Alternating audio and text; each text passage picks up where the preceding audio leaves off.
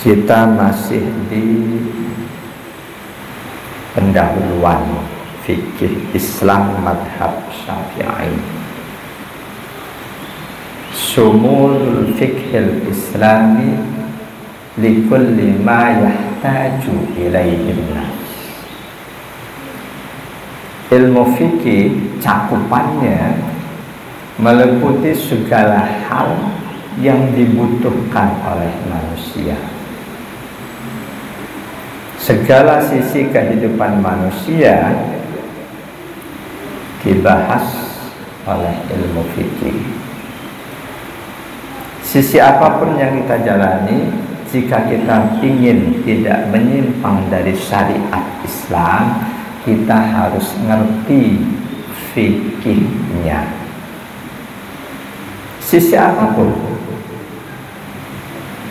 Manakala kita nggak ngerti fikihnya, boleh jadi kita merasa sudah melaksanakan perintah Allah, padahal dalam hukum Allah kita dianggap belum melaksanakannya. Bisa jadi ketika kita nggak paham fikihnya, kita merasa apa yang kita lakukan itu sudah sah, padahal belum. Dan itu resikonya nggak kecil.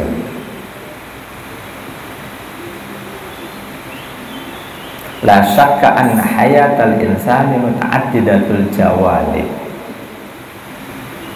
Tidak bisa dimungkiri setiap manusia kehidupannya memiliki banyak sisi. Sisi sebagai suami, sebagai istri, sebagai orang tua, sebagai anak, sebagai anggota masyarakat, sebagai pimpinan kantor, sebagai bawahan, sebagai guru, sebagai murid. Banyak sisi. Setiap manusia kehidupannya memiliki banyak sisi. Wa anna sa'adatal insani taqtabi ri'ayat hadhil jawanibi kulliha bitandimi wa tasri'. Dan sebagai hamba Allah yang sudah dianugerahi iman Islam, kita akan merasa bahagia, akan merasa nyaman ketika semua sisi kehidupan kita itu kita jalani dengan sesuai aturan syariat. Kalau ada di antara umat Islam menjalani salah satu sisi kehidupannya, dia nggak peduli apakah sesuai syariat atau tidak. Dia nggak pedulikan hal itu. Ini ada masalah di keimanannya. Misal ada seorang muslim mukmin, dia laksanain sholat, dia nggak peduli sholatnya benar atau tidak, pokoknya yang penting sholat. Itu ada masalah di keimanannya. Tanda muslim mukmin yang benar, dia selalu penasaran apapun yang dia jalankan. Ketika itu sholat, dia penasaran bagaimana sih sholat yang diajarkan Rasul, bagaimana sholat yang benar, nggak asal sholat. Ada jamaah kita yang terlihat kadang dia mau ikut sholat, sayangnya kok dia nggak mau ngaji, sehingga seringkali terlihat sholat belum selesai dia sudah nengok tetangganya. Mungkin, bagaimana sih mereka? Mungkin.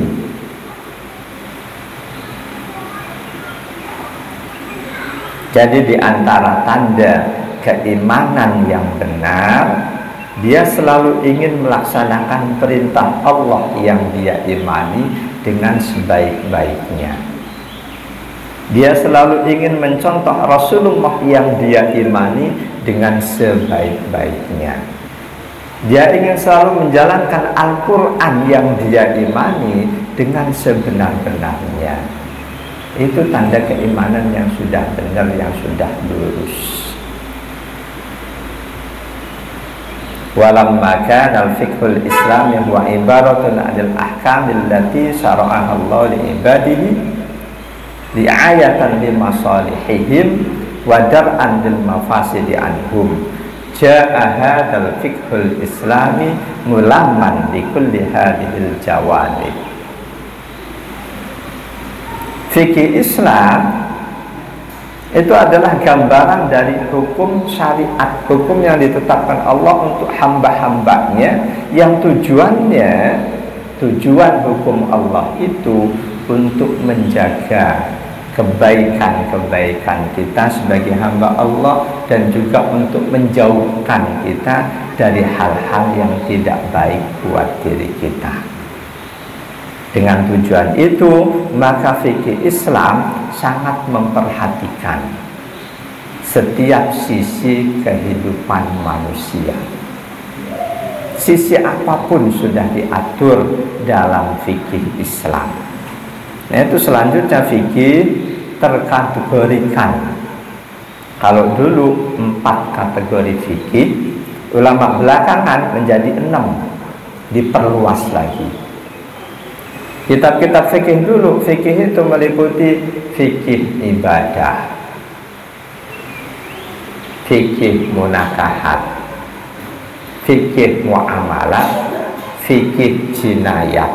Dulu semua urusan ibadah, termasuk wudhu, mandi wajib dan lain sebagainya, ada di fikih ibadah. Urusan kehidupan di tengah masyarakat, fikih muamalah, termasuk jual beli dan lain sebagainya, fikih muamalah. Urusan rumah tangga, suami istri, syarat pernikahan, jatuhnya perceraian dan lain sebagainya, kewajiban nafkah, warisan, ada di fikih munakahat. Terakhir, berkaitan dengan pidana perdata, ada di fikih jinayat. Itu dulu. Fikih-fikih yang belakangan ditulis oleh ulama belakangan diperluas lagi cakupannya menjadi 6. Yang pertama, sama dengan tadi, fikih ibadah, berkaitan dengan ibadah, apa itu wudhu, sholat, puasa, zakat, haji dan lain sebagainya. Siapapun muslim mukmin yang pengen ibadahnya benar, fikih ibadah harus dia pelajari. Kategori kedua yang dulu nggak ada, al-ahwalus sahsiyah, meliputi keluarga, suami istri perceraian. Kalau dulu di munakahat dipecah oleh ulama belakangan, urusan orang per orang, berkaitan dengan keluarga, suami istri perceraian, hubungan keluarga, persusuan, nafkah, warisan dan lain sebagainya. Istilah belakangan digunakan al-ahwalus sahsiyah. Lalu berhubungan dengan sesama manusia, interaksi kita dengan sesama manusia, meliputi apa itu jual beli, pinjam meminjam, gadai dan lain sebagainya. Itu di fikih muamalah, masih sama dengan istilah ulama dulu. Yang keempat, fikih yang berhubungan dengan kewajiban rakyat, kewajiban pemerintah, kewajiban hakim, kewajiban menegakkan keadilan, kewajiban menjauhi kezaliman. Fikih berkaitan dengan hal itu masuk di al-ahkamus sultaniyah atau fikih siyasah as-syar'iyyah. Ini yang keempat nih. Sebelumnya ini tidak ada. Berikutnya yang kelima, fikih yang berhubungan dengan, sama sebelumnya ini, cuma istilahnya yang beda. Kalau sebelumnya fikih jinayat, ulama belakangan menggunakan istilah fikih uqubat. Saya rasa istilah jinayat lebih halus. Kalau uqubat ini lebih menjurus ke hukuman-hukuman bagi siapapun yang melanggar. siapapun yang melanggar aturan, membunuh, mencuri, mabuk-mabukan, berzina dan lain sebagainya.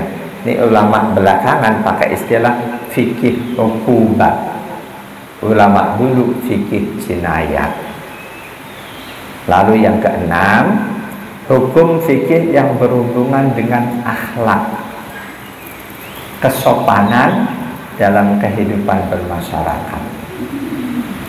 Ulama dulu tidak memasukkan dalam fikih, dimasukkan di kajian akhlak. Ini sangat perlu. Ketika kesopanan nggak diperhatikan, boleh jadi orang gampang aja ngadain hajatan, nutup akses jalan umum,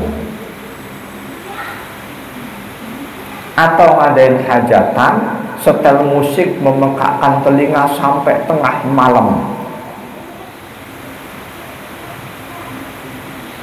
Nah, di ulama belakangan itu dimasukkan menjadi ahkamul adab wal akhlak, fikih adab dan akhlak. Jadi seolah-olah di ulama belakangan ini adab dan akhlak dimasukkan ke dalam bagian dari fikih. Kalau ulama dulu adab akhlak itu ilmu tersendiri, ilmu akidah, ilmu fikih, ilmu adab dan akhlak. Jamaah hadani Allah wa iyyakum ajma'in. Kalau kita kaji kitab-kitab fikih belakangan, maka keenam hal tadi kita akan jumpai. Segala hal yang dibutuhkan oleh manusia dalam menjalani kehidupannya, semuanya sudah ada di dalam fikih. Jangan bayangkan lantas berarti kalau kita mengikuti aturan fikih hidup kita jadi berat. Enggak. Itu suudzon, buruk sangka. Justru aturan fikih itu untuk menjadikan kita nyaman sebagai seorang muslim mukmin, menjadikan kita lebih punya harga diri, menjadikan kita lebih terhormat, lebih punya wibawa. Siapapun yang menjalani kehidupannya mengikuti aturan fikih, lebih-lebih mengikuti aturan akhlak, pasti di tengah masyarakat dia menjadi seseorang yang punya harga diri tinggi, menjadi orang yang wibawanya tinggi di tengah masyarakat. Jadi jangan bayangkan fikih Islam itu berat. Enggak. Justru dalam fikih Islam kemudahan bagi umat itu sangat diperhatikan. Kemudahan bagi umat itu sangat diperhatikan. Para ulama ketika memutuskan hukum, mereka mencontoh Rasul. Rasul memutuskan hukum buat umatnya, pasti hukum yang paling mudah. Hukum yang paling mudah.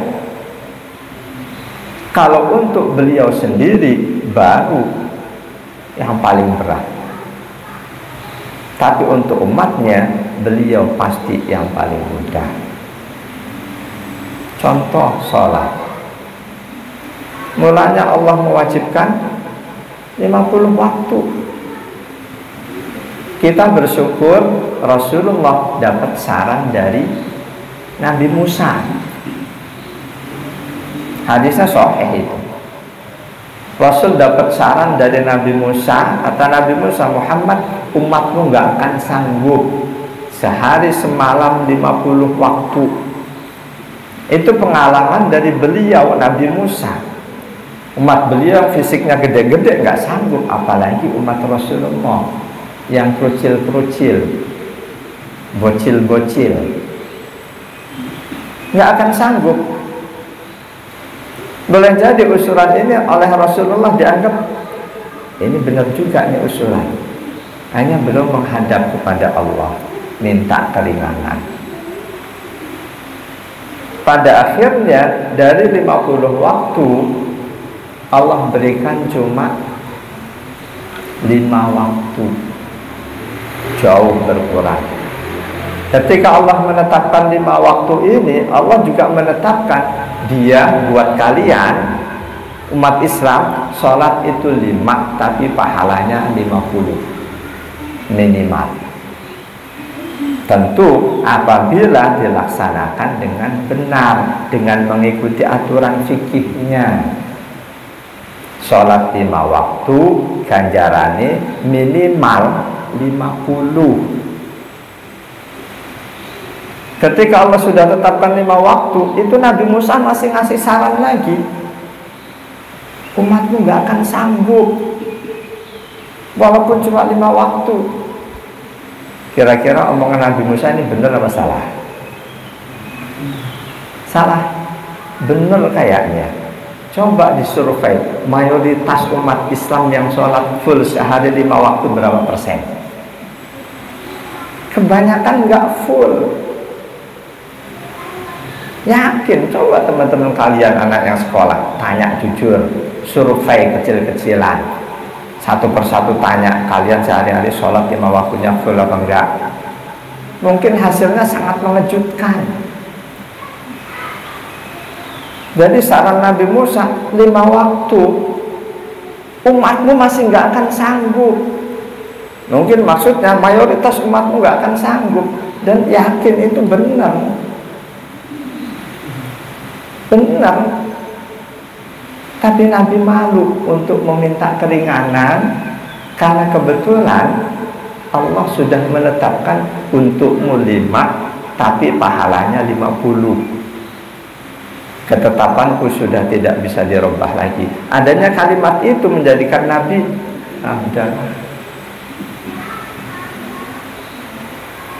jamaah dan Allah wa yakum ajmain. Jadi jangan bayangkan dengan mengikuti fikih Islam berarti kehidupan kita akan sulit, akan berat. Enggak. Justru Islam salah satu diantaranya sangat memperhatikan kemudahan bagi umatnya. Annal Islama ra'i bitasri'il ahkami hajatal insan.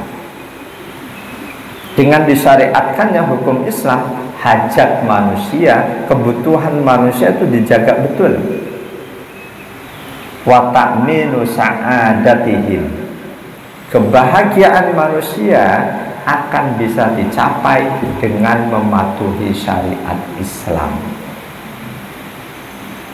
Walidzalika kanat hadhil ahkamu kulluha fi maqburil insan. Karena itu semua aturan dalam fikih Islam, semua aturan dalam fikih Islam ada dalam batas kemampuan manusia. Enggak ada satupun perintah agama yang manusia enggak sanggup.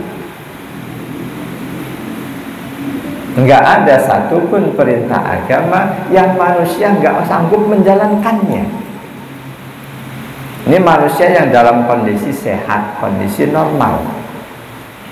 Ketika manusia itu sedang sakit, boleh jadi sedang sakit, puasa enggak sanggup. Sedang sakit, sholat berdiri enggak sanggup. Buat mereka-mereka dalam kondisi khusus ini, Islam, fikih Islam memberikan aturan khusus.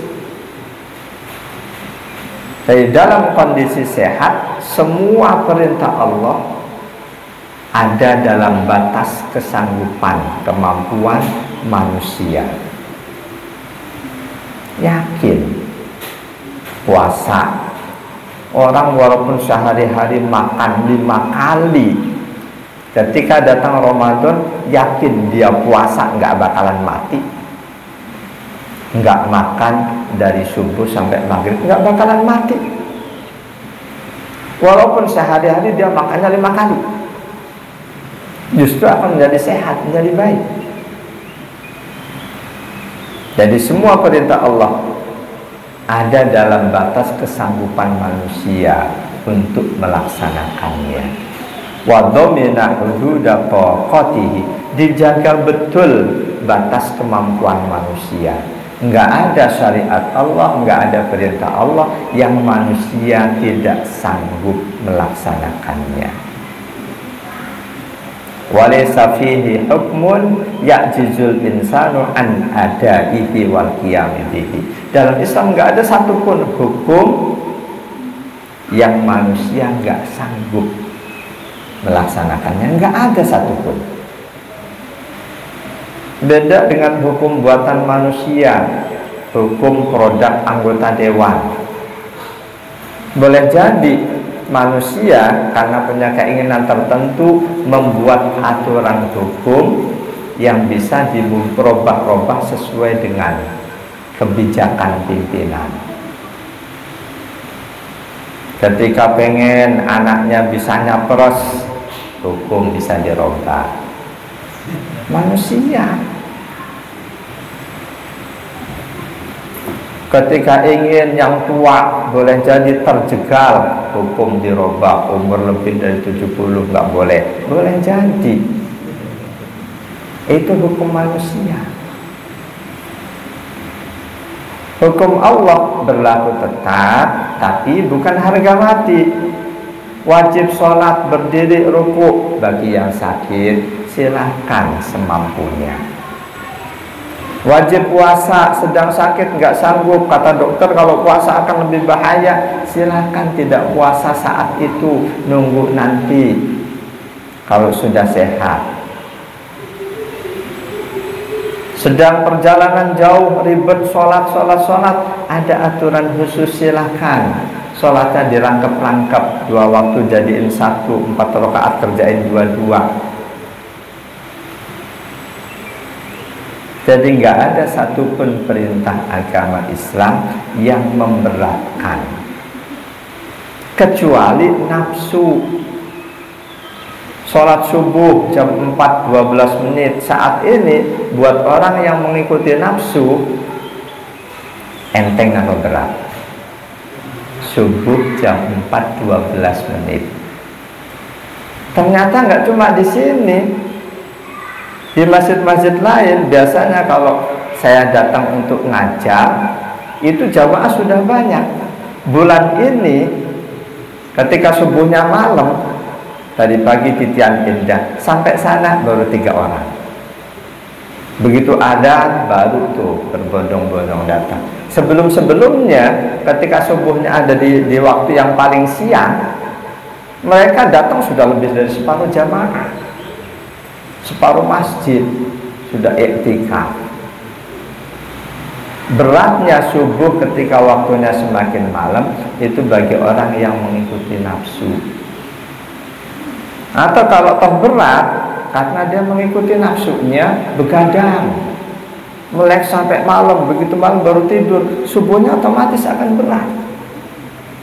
Nah itu dalam Islam, begadang melek sesudah isya hukumnya makruh, kecuali untuk hal yang sangat penting. Rasul, sifat beliau, kehidupan beliau tidak suka begadang sesudah isya. Sebaliknya tidak suka tidur sebelum isya. Kana yakrahun nauma qabla isya wa sahara ba'da isya. Rasul itu enggak suka tidur sebelum isya, begadang sesudah isya. Sekarang kalau isyanya jam 7, katakanlah 7:15, 7:20, langsung tidur, pantas apa enggak?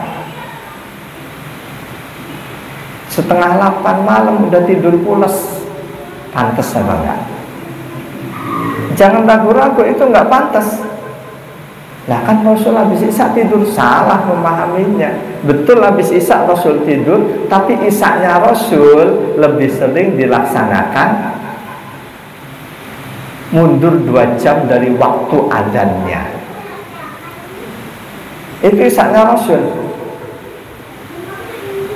Adzannya tetap di waktunya. Katakanlah saat ini jam 6.57, tetap jam segitu. Sebagian sahabat sudah datang ke masjid, duduk nunggunya 2 jaman, nanti baru qomat. Nah kalau kita isya katakanlah jam 9, selesai setengah 10, tidur, membayangkan subuhnya jam 4:15, itu sudah sedang, nggak kesorean. Jadi nggak ada satupun perintah agama Islam yang memberatkan fisik manusia yang sehat. Setiap manusia fisiknya dalam kondisi tertentu sedang tidak normal, ada aturan khusus dari Allah. Jadi keringanan pelaksanaan syariat Islam itu salah satu hal yang sangat diperhatikan dalam Islam. Diperhatikan banget. Di ayat Quran langsung, kita sedang musafir, puasa berat, sholat kok merepotkan. Boleh tidak puasa, boleh sholatnya di jamak kosong. Di Al-Baqarah 184 berkaitan dengan puasa, ayyaman ma'dudat faman kana minkum maridun aw ala safarin fa'iddatun min ayyamin ukhar wa 'alal ladzina yutiqunahu fidyatun ta'amu miskin. Puasa itu diwajibkan di beberapa hari yang sudah ditetapkan. Faman kana minkum maridun, siapa saja di antara kalian yang sedang sakit, aw ala safarin, atau sedang pulang kampung lebaran sebelum hari H, berarti masih Ramadannya. Mau puasa kok lemes banget, nggak kuat, fa'iddatum min ayyamin ukhar, terus nggak puasa, boleh qada di hari yang lain. Wa 'alal ladzina yutiqunahu, buat orang yang sudah sepuh, sudah tua banget, makannya udah sangat nggak normal, cuma sedikit banget tapi harus sering, udah udur bahasa umumnya, boleh mereka nggak puasa, bahkan nggak perlu qada, diganti dengan bayar fidyah. Andai kan kita ada di kondisi itu, kita sudah tua banget, lemes banget, puasa nggak kuat, lalu kita bayar fidyah, jangan merasa kita berdosa. Ini Allah yang memberikan jalan keluar. Kalau kita merasa berdosa, kita musafir, nggak puasa merasa berdosa, berarti seolah kita nggak pedulikan jalan keluar yang Allah berikan. Adapun kita tetap puasa karena fisik kita kuat, silakan. Nggak puasa juga silahkan ketika sedang musafir. Ketika kita sudah lemah, seperti nehnya Pak Dodi nih, kemarin puasa nggak nih? Enggak. Itu udah boleh sepenuhnya, nggak ada dosa, bayar fidyah. Ini Allah yang memberikan jalan keluar. Kita wudhu kalau ada air banyak, kita lagi sakit, kena air pasti menggigil, Allah berikan jalan keluar, nggak dipaksa. Kalau ada ustadz atau siapa memaksa untuk seseorang yang nggak mampu, kamu harus tetap melakukan ini perintah agama, itu tanda dia nggak ngerti. Di masa Rasul pun terjadi sahabat memberikan fatwa yang salah. Ada rombongan sahabat melaksanakan tugas dakwah. Salah satunya di tengah jalan kena musibah, tertimpa batu kepalanya, bocor berdarah. Diobati ala kadarnya, mereka nggak pulang, tetap melaksanakan dakwah.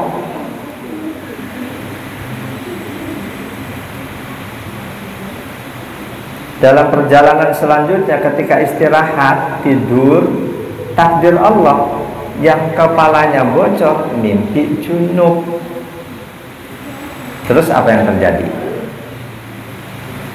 Dia nanya ke teman-temannya, aku kan sedang luka nih, kok aku mimpi junub, gimana ini? Aku harus mandi atau boleh tayamum? Kata salah seorang temannya, kamu tetap harus mandi. Ini sahabat Nabi, jadi nggak jaminan sahabat pasti alim, itu enggak. Nah itu ada sahabat yang masuk kategori ulama, ulama sahabat. Tabi'in ada tabi'in ulama. Setiap generasi selalu ada ulamanya. Walaupun level keilmuan dari masing-masing ulama di setiap generasi semakin ke belakang, level keilmuannya semakin rendah. Itu ditegaskan oleh Rasul.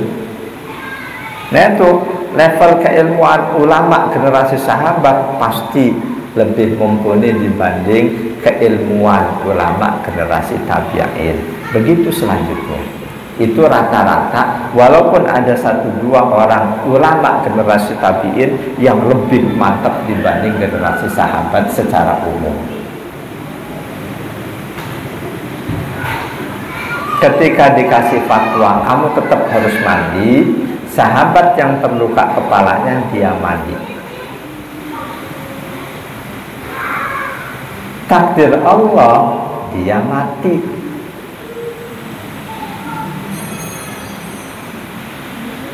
Peristiwa itu selanjutnya dilaporkan kepada Rasul. Rasul marah.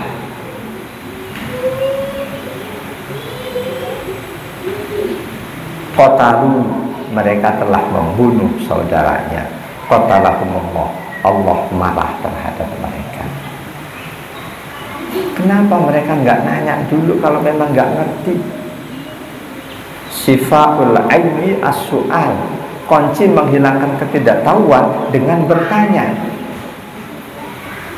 Lalu Rasul jelaskan, dalam kasus seperti itu cukup dia tayamum, nggak usah semuanya diguyur. Yang luka sebelum diperban dalam kondisi bersih suci, perban. Selanjutnya ketika wudhu, yang luka nggak perlu dibasuh, cukup diusap aja, bukan dibasuh, diusap tanpa ada air yang meresap ke situ. Jadi Islam menjaga betul keringanan pelaksanaan syariatnya bagi umatnya. Dalam kondisi fisik sehat, semua syariat Islam tubuh manusia akan sanggup melaksanakannya. Dalam kondisi sakit dan lain sebagainya, silakan, ada aturan khusus yang Allah berikan. Buat mereka yang nggak sanggup sholat berdiri, nggak boleh memaksakan diri berdiri. Sanggup berdiri kok sholat sambil duduk, apa hukumnya? Hati-hati ini.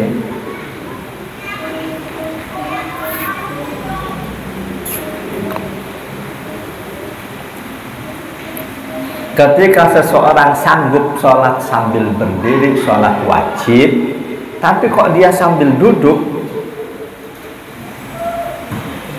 tidak sah sholatnya.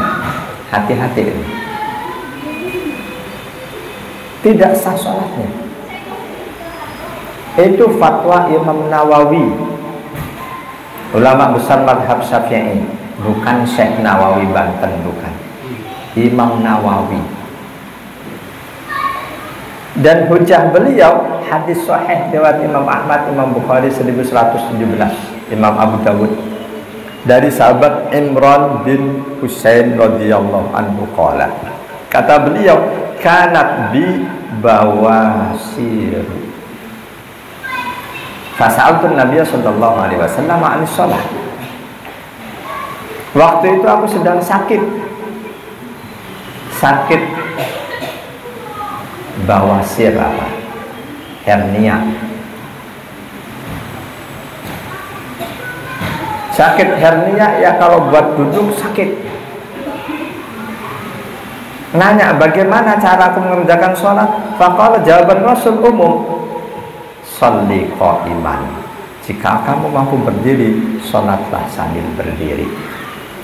Ini yang dipakai dalil oleh Imam Nawawi. Siapapun yang mampu berdiri, sholat wajib berdiri. Fa'ilam tastati, nggak sanggup berdiri, faqa'idan, silahkan duduk. Boleh duduk ketika nggak sanggup berdiri, nggak bisa berdiri, baru boleh duduk. Fa'ilam tastati, nggak bisa juga sambil duduk, fa'ala jambil, silakan sambil berbaring. Memaksa-maksakan diri, nggak mampu berdiri, dia paksain berdiri, itu bukan tanda orang yang baik. Sebaliknya, mampu berdiri kok dia lemah sambil duduk, juga bukan tanda orang yang baik. Jadi orang yang baik, muslim mukmin yang baik, dia selalu ingin melaksanakan setiap perintah Allah sebaik-baiknya sesuai aturan syariat. Wallahu a'lam bishawab. Ada pertanyaan?